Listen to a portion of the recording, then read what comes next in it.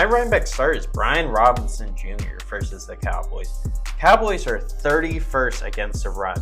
They're allowing 151 yards a game and 18 touchdowns on the year. Deebo Samuel. All the production is going to Juwan Jennings and CMC. He's kind of the odd man out. Who would you rather start? Hunter Henry or John? I'm going with Jonnu Smith.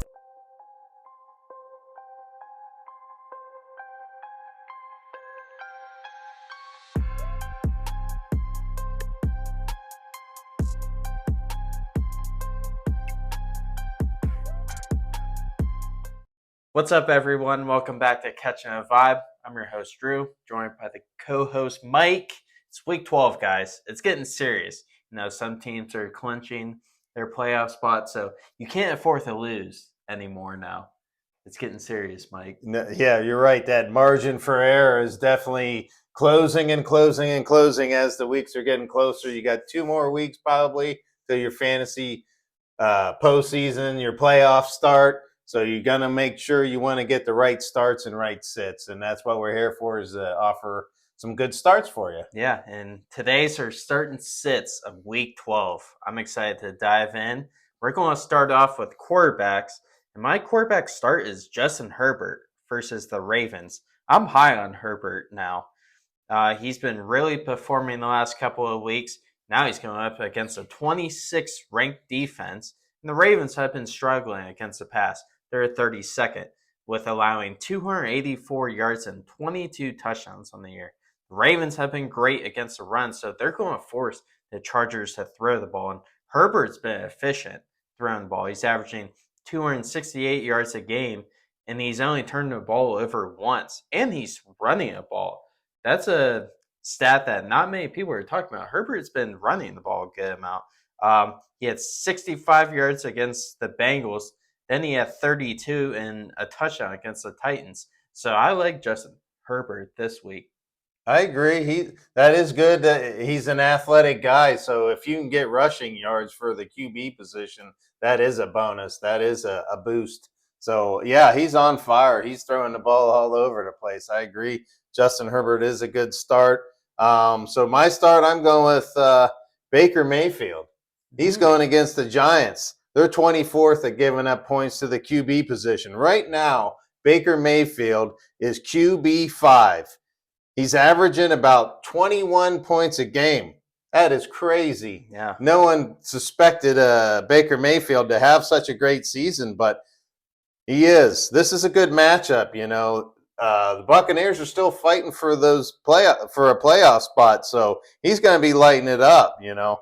He's averaging pretty similar to Herbert, 268 yards a game, 2.5 TDs a game. So this is a great matchup, and I'm really excited. I would play Baker Mayfield because he's throwing the ball all over. Mm-hmm. And Mike Evans is supposed returning, to be yes. back So this that's going to help out quite a bit, yes. Yeah. All right, so now my QB sit. I'm going Jameis Winston versus the Steelers. Guys, don't play Jameis. I mean, last week was cool and all, but now he's going up against the Steelers, who are just rolling. I mean, they stopped the Ravens, who looked like the best offense in the league. Them and the Lions were the 2 best, but the last 5 matchups between the Browns and the Steelers, the Browns are only averaging 18 points a game. This is one of the lows over-unders of the week, so I don't expect much scoring from the Browns, so that's why you should not play Jameis Winston. Yeah, I wouldn't play Jameis Winston against the Steelers. It's definitely a bad matchup. He's going to be struggling the whole game. Mm-hmm. You know, the guy threw for 400 yards and barely mustered up very many points, so he's not a good play. I agree with that. So my sit's going to be Sam Darnold. He's going against the Bears. The Bears are allowing the fewest points to the QB position. They're 9th in the fewest passing yards, and they've only given up the league low 7 touchdown passes so far on the season. Mm-hmm. This is a tough matchup for Sam Darnold. I know he's been pretty efficient and good this year, but I just don't like this matchup. He's going to start regressing a little bit in this game, I think. So it's going to be a bad game for Sam Darnold. Sam was another guy I was thinking about putting for his sit, but I totally agree. All right, so now we're going running backs. My running back start is Brian Robinson Jr. versus the Cowboys.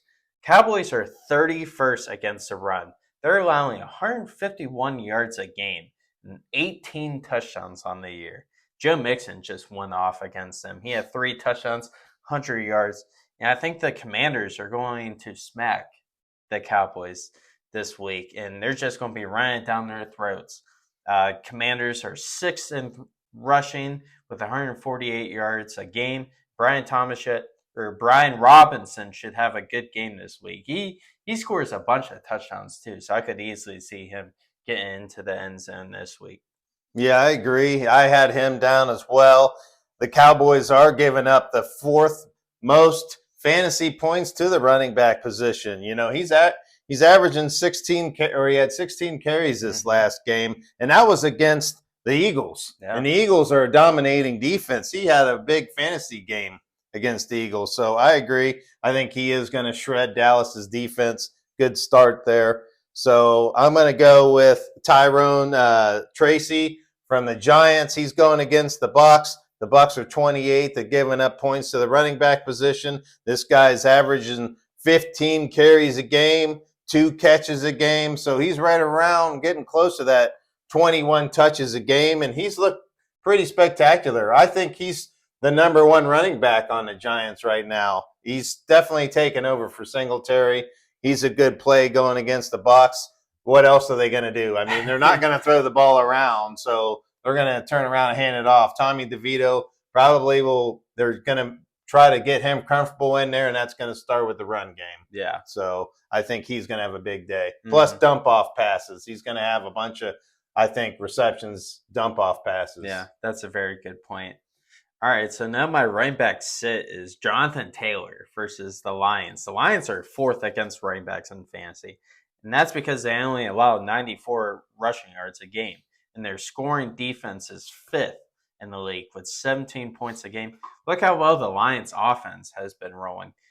I could see them getting a lead and pressing the Colts to throw the ball and make Anthony Richardson beat them by throwing.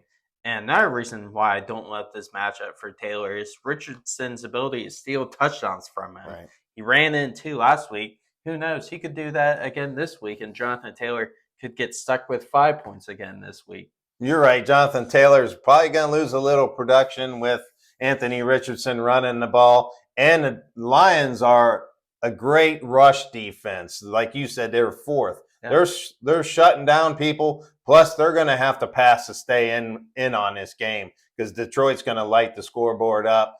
They're going to try to force Richardson to beat him, which I don't think is going to happen. So I agree with Taylor as a sit. So my sit's going to be Chuba Hubbard.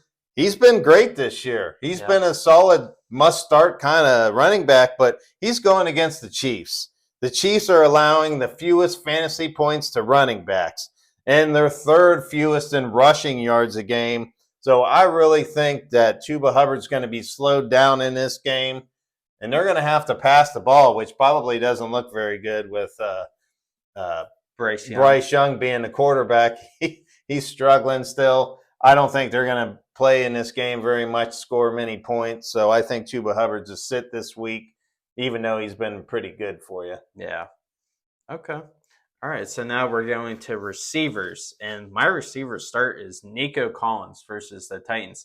Nico on the first play against the Cowboys, he scored a 78-yard touchdown, but they called it back. So that was good seeing him being able to take a long pass or a short pass and go all the way in the end zone, not pull his hammy again. And then they got a penalty and called it back, and he didn't score. Right. But I was just encouraged he didn't re-hurt it again. Yes, right. That's what I'm trying to say. It was nice to see him pull away and run. He looked like he got up to full speed coming back from a hamstring issue. So yeah, but after that, he didn't do too much. He had 4 catches for 54 yards.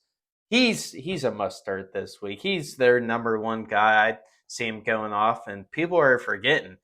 Through the first 4 weeks, he was leading the league in yards, and he was receiver 1 in fantasy. I'm ecstatic to have Nico Collins back in my lineup.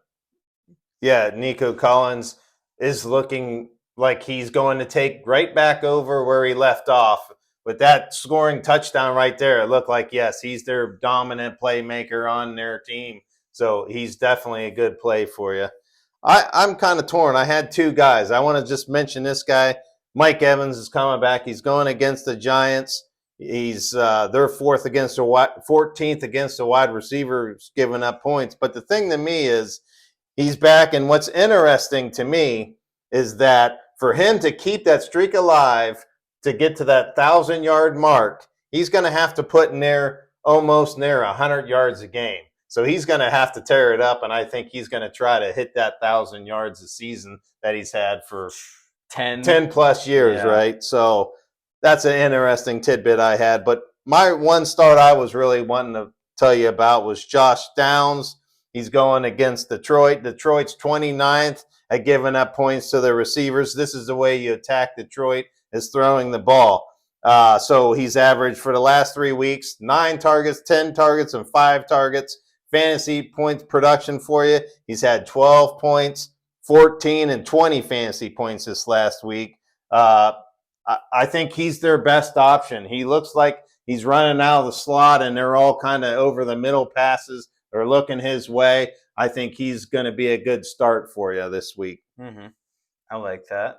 All right, my receiver sit is Puka Nacua versus the Eagles. Eagles have been playing like one of the real contenders to make the Super Bowl this year. And that's in large part because of Saquon. He's running wild. In the defense, that defense shut down the Commanders last week, and Terry McLaurin only had 2 points.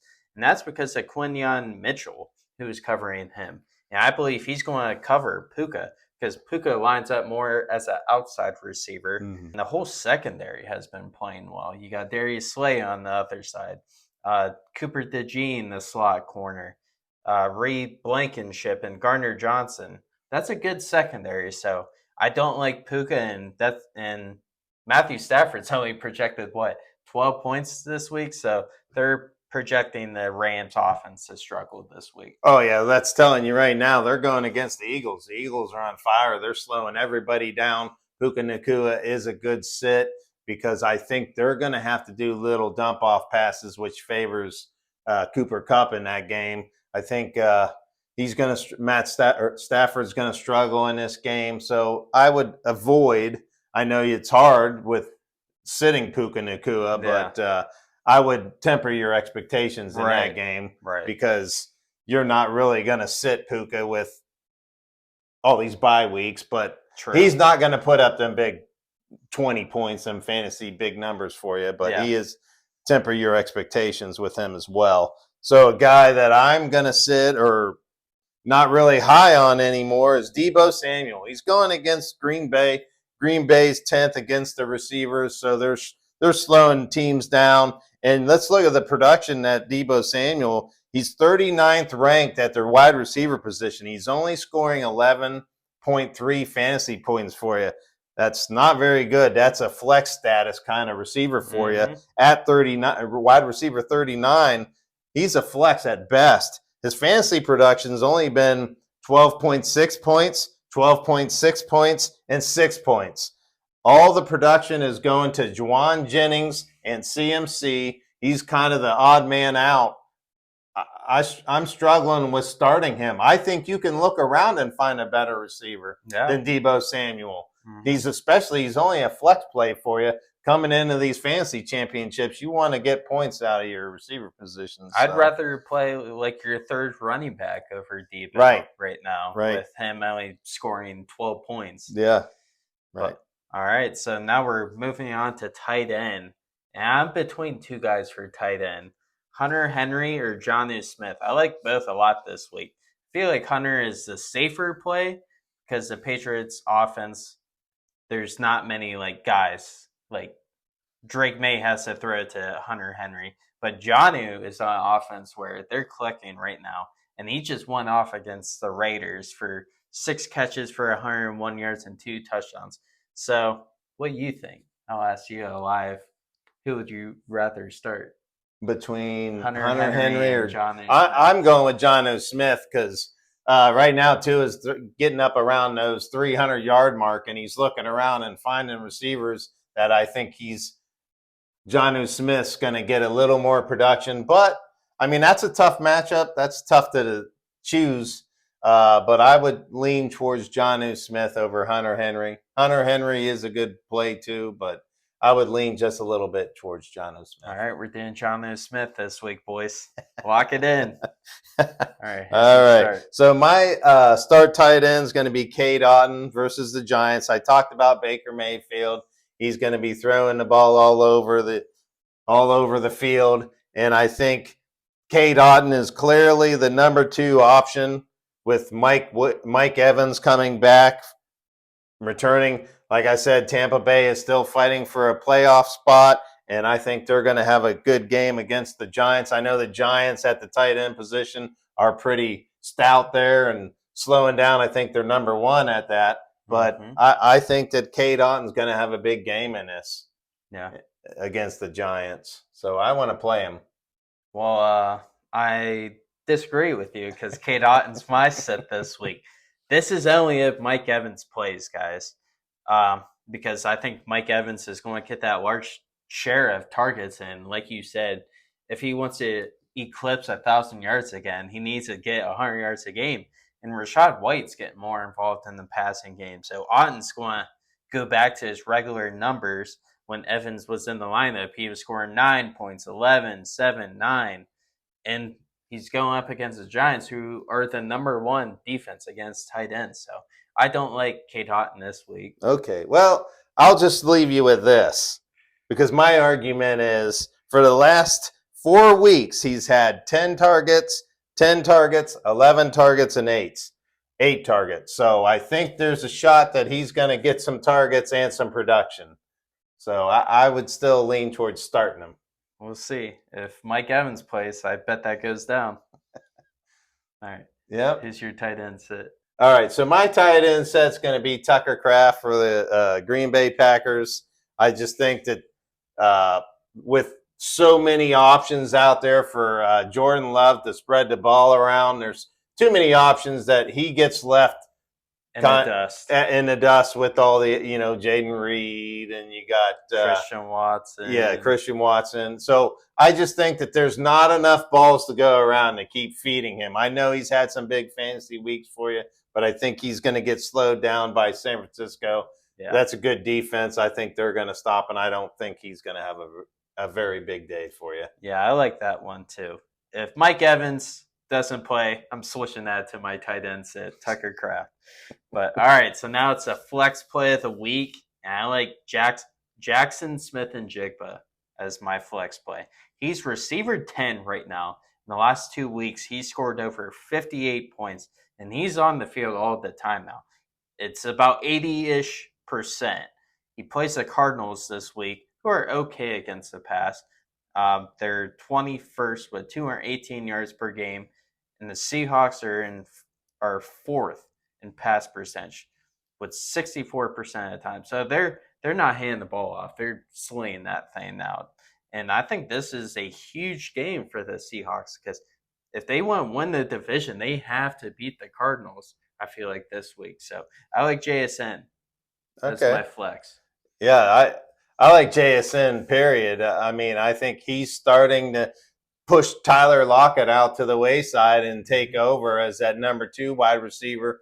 They kind of eased in Metcalf this last week, and I think that they really like JSN, and he runs out of that slot, so he gets a lot of looks, targets, and opportunities. So that's what you like about JSN. Yeah.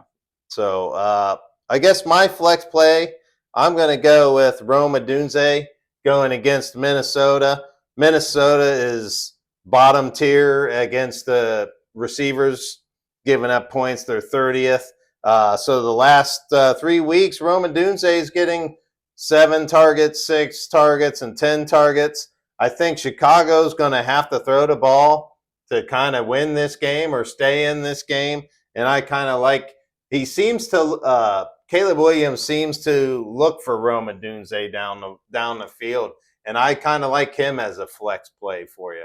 Okay, that's interesting. I mean, the Bears' offense did look better last week for sure. So that's encouraging. Yeah. I mean, Caleb Williams is getting better. He's seeing a lot more defenses and starting to recognize some of the coverages. And I think that I think he really looks Rome Odunze's way more often than Keenan Allen or even DJ Moore. DJ Moore. So Yeah. I think it's a good sneaky flex play for you. All right. All right, that's going to wrap up the week 12 starts and sits, guys. Thank you guys so much for watching the video. If you enjoyed the video, please give us a like. And if you're new here, please subscribe. We're getting closer to 1,000 subscribers. I'd really appreciate it. We'll see you next time. Peace.